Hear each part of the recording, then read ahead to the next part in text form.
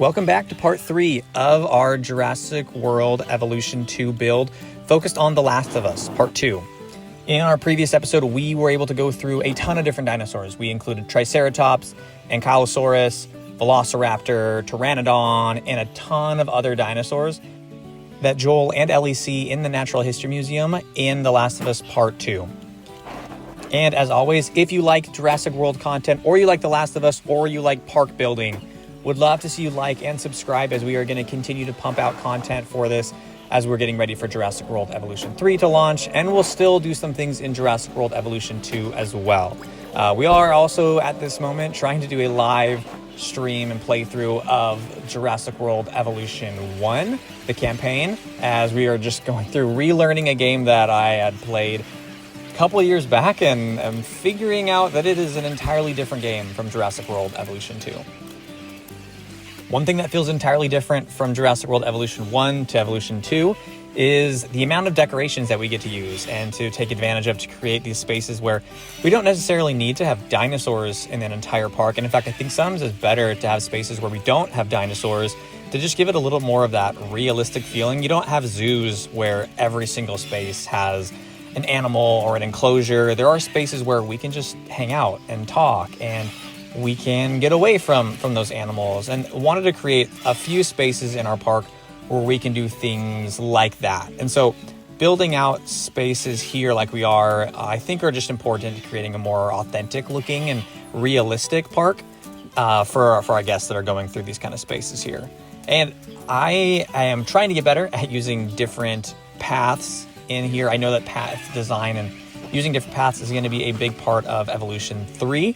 And so really excited to get going and learning how to use that and incorporating different colors and different sidewalk siding. I don't know what the word is for it right now, but using those on the sides I'm really excited to do as well. The Natural History Museum that Ellie and Joel go through does include things that look very similar to the classic walls that we are able to use in Jurassic World Evolution 2. And so we're going to incorporate a couple of those in a few different spaces. We've already used it previously in our Tyrannosaurus Rex statue waiting space. And then over here, we're going to do that. And I'm going to include the Spinosaurus skeleton because we're going to eventually be incorporating a little more of the Spinosaurus here. And then wanting to also put in maybe just the signage for it. But I realized previously I did not put in the Velociraptor enclosure markers, so we're going to put a few of those in here. Not too crazy, but maybe one or two of these in here to just designate that. And then we're going to use the Spinosaurus sign on the side, and I'm also going to use the carnivore one here as well. Spinosaurus is obviously a carnivore, and but wanting to make that a little more clear here as just another place to add some additional signage for people that maybe just want to learn more about Spinosaurus.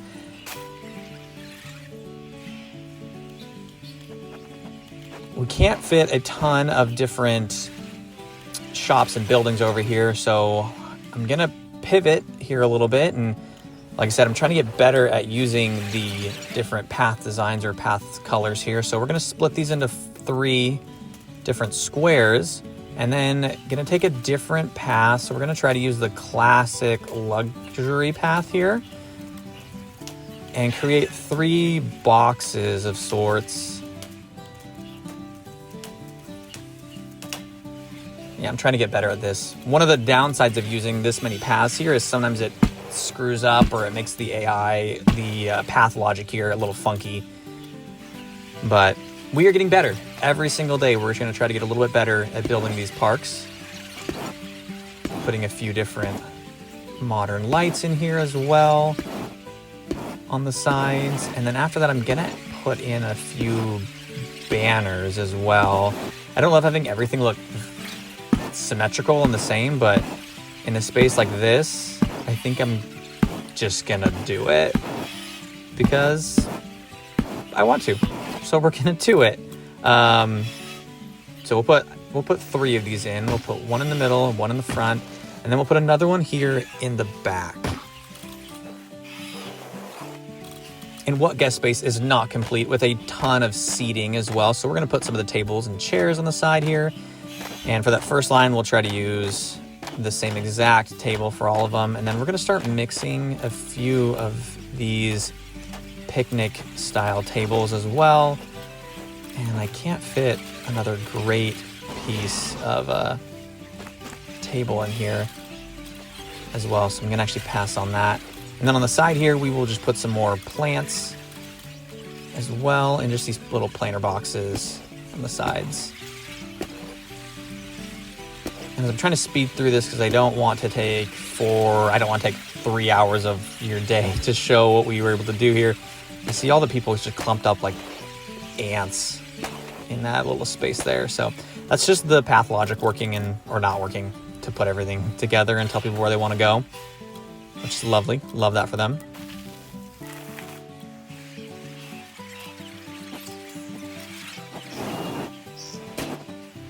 And so then on the side here, we're going to use a few of the maintenance sheds to just give the back of our shelter a little bit more personality, something a little different. I don't love having every building look exactly the same, which is, again, another reason we're really excited for Evolution 3 and all of the modular building.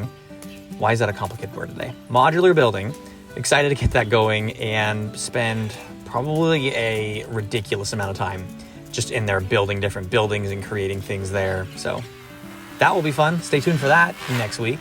Again, if you're excited for modular building and looking at different buildings, how to create them, make things look different, definitely give us a like and subscribe, as we will be playing with all of those tools starting next week. So one of the things with The Last of Us is it is based on a post-apocalyptic space or world where we are trying to find a cure to this cordyceps virus.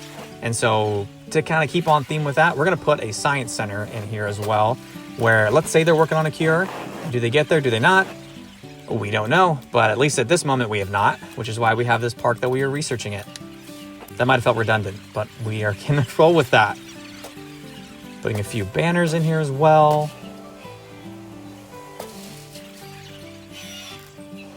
And then fleshing out this with more trees. So again, we want to make this feel as much like that Wyoming forest that Joel and Ellie walked through. So we're going to put a ton of forest on the outside of our park here. I'm not going to use it through the entire landscape, because I'm worried that would completely destroy the frame rate and we would just start glitching out the wazoo. So not doing that.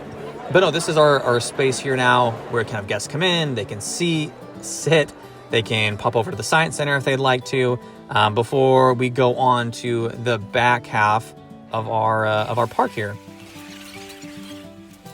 Need to fix some of the path here that decided to get all wonky as we were playing with it.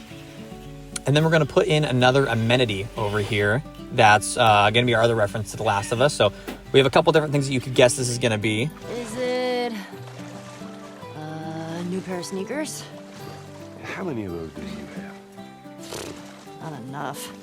But this is actually a reference to The Last of Us TV series, where when they're leaving Boston, everyone else is grabbing just rations and Ellie has a sandwich, so we're going to make a burger spot. Going to play with the colors here a bit. Make it feel like it isn't the same as every single other building in our park. So then we're going to start working on a tour on the back side of our park here. And that will take us from where we currently are to where a couple other dinosaurs, again, that Ellie and Joel experience in The Last of Us.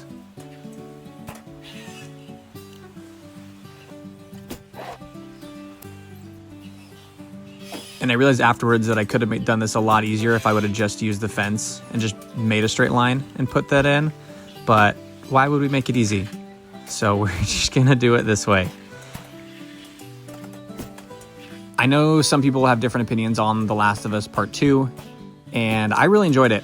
And having an opportunity in it to see Joel and Ellie, just their relationship as it changed over the years, was really cool for me to watch and experience. And also as just someone who loves dinosaurs, to have this extra piece of the game where, yes, it does make fun of the Jurassic Park movies, but it was a really cool way to incorporate something else that a lot of people enjoyed in dinosaurs in a zombie apocalypse style game. So That's one of my favorite parts to replay, and there's so many things in there in that part of the game to walk through and explore, where maybe if you were trying to move through it quickly, you would just go through it and continue the story. But there's a great opportunity there to look into this park and this museum and see all these details and different things in there and the different dialogue that's involved in there. Just the game is I love the game. I enjoyed it. I wish that they would do a third game, and I enjoyed the movie, or the show as well. Like, I know some people really didn't love season 2, and I totally understand those feelings, but I love the whole story of The Last of Us and where it takes us and the things that the messages that it tries to dive into.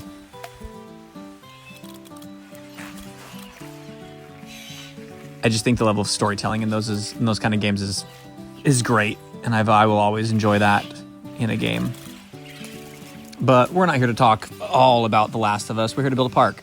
So we're going to put a couple more hedges on the side of our tour, and then a few more of the modern lights as well.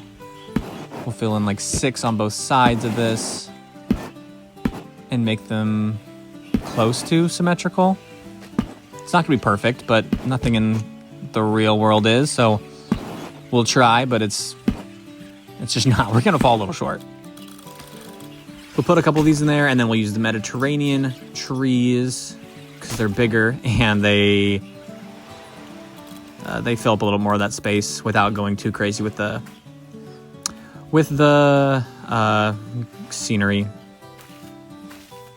Put a little more of the forest on the sides here, and then we'll add some of the smaller like shrubs on the sides here. So we'll use the grove. I don't know how to pronounce that word, so I'm not going to. But we're gonna use the groves on the sides here, and then we'll use some water in the middle. We'll get it really close to the edges of our path, and then we'll push back just a little bit so it doesn't feel like we're actually driving into the water. And then we will get to rocks. So we'll use our random rock generator, put a ton of these in here, and again, and I will say this most every time, I always prefer to use the random rock generator because it forces you to be a little more creative with the space, and you can't do the same exact thing every single time with these rocks, where without those I might just do a bunch of spots of 3 rocks here or 4 rocks there, and it forces me to create different things like this mound of rocks over here over the water, which I really enjoy. I don't always have a full plan when I start building parks or in areas. I have an idea where we want to go, but we need to let the creative process unfold. I have a concept of a plan, but not an actual like full plan.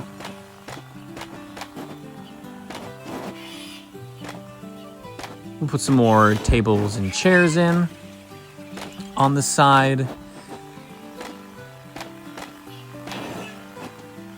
And I don't want to use the same table every time, so we'll add one of the ones with the umbrella closed as well. But I feel like most people are going to want shade, so we're going to keep that. Going to put in another classic wall on the side, and then can't fit another one here, so we are going to stick a big rock, or a medium big rock in the spot. More of our hedge. It says it's a tree, but I kind of think it is a tree, but I call it a hedge.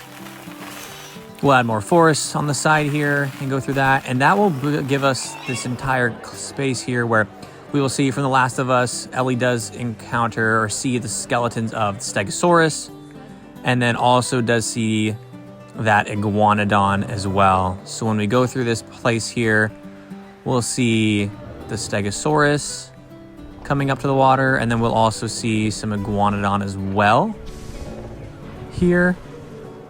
And just the 2 dinosaurs in this space here. Didn't want to get too crazy here because both of these dinosaurs will end up beating up our trucks or our Jeeps here. So we're gonna try not to use it too much. When we get to the other side of this here, we have a lagoon we are going to be putting in here. And we will get to that lagoon in just a bit, but needed to put a quick spot for that here. Needed to have a ranger station as well, because already our Stegosaurus are not agreeing with the Jeeps. And with that, we'll put a couple more gates in as well. So now our ranger station can go fix everything.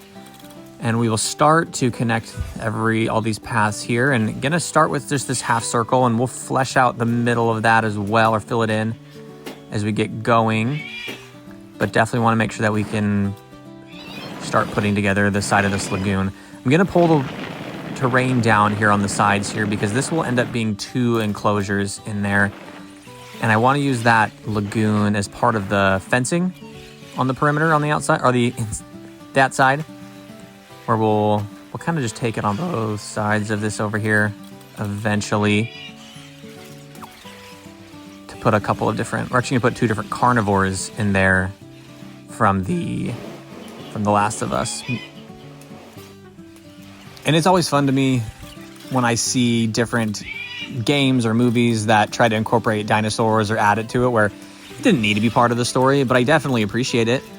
And I love the idea of creating parks like this that maybe have a different kind of a theme. I haven't seen a lot of people try to do like a The Last of Us kind of park, but I'm always up for something a little different, to just put something out there that maybe isn't there all the time. So if you know another movie that has dinosaurs in it, that maybe dinosaurs weren't the main plot, put that in the comments. Let me know what that is. I'll watch it and see. Maybe it makes sense to make a park there, and be a larger park or a smaller park or Jurassic Park, where we can put that in and just have a little bit of fun with it and try a couple of different things. So definitely put that in there. And if you're enjoying things like this, where we maybe make some of these more movie themed parks or things like this, definitely hit that subscribe button. We're going to keep trying different things and doing some different designs and parks that maybe not everybody has done in the past. And while we're doing this, I guess I should explain what we are putting in here, because there is no lagoon actually in The Last of Us with a dinosaur in it. But when Ellie and Joel are in the museum and you come across the Brachiosaur, which we're going to get to next episode, and the Stegosaurus and the Triceratops from last episode, there is that back wall that she walks by. And while there's no dialogue about it, it does resemble what I would think looks like the Ichthyosaur from Jurassic World Evolution. And so this is going to end up being our enclosure for Ichthyosaur. And then I don't love the grass all the way on the sides here, so we're going to add a little more rock and try to kind of blend in that lagoon wall a little bit. Add some dirt and sand there. Again, I just want this to feel like it's more of like a rocky space with that lagoon, and we're moving away from some of the forest that we have on the perimeter there. We are getting near the end of this episode, because I want to try to keep these to around 20 minutes. And for everyone that's still watching this, first off, shout out. Thank you so much for watching this video. But I really want to hear from you. I want to know what do you want to see from Jurassic World Evolution 3? Or even in Evolution 2 if it hasn't been put out there yet. But what do you want to see from the game? From watching things online or on YouTube or TikTok or wherever you're watching, what do you want to see? What's different? What is not already out there that you want to see? Because there are some great people that already do a ton of awesome content out there, and just trying to get a little bit better at this every day, but would love to just hear what are we missing out there? We have right here, we have the Ichthyosaur, and this design comes from actually my son, who really likes that design for the Ichthyosaur. I always love feedback. I love getting it from anybody, even from my 5-year-old. So definitely let us know, like what do you want to see? What would be different? Because I want to make sure that if we're putting something out there, that it's actually something people care about or want to see or find interesting or different or unique. So that's really what we're here to do, is to have fun and experiment and enjoy the game. But that'll get us to the end of today. I'm really excited to go through end of the park. I'm hoping to have that done in just one more episode. And so we'll go through the last of the dinosaurs that Ellie and Joel see in the game. With Jurassic World Evolution 3 just around the corner, I definitely want to get this all out before then. And so expect that out in the next few days. Thank you so much for watching, and I will see you on the next build.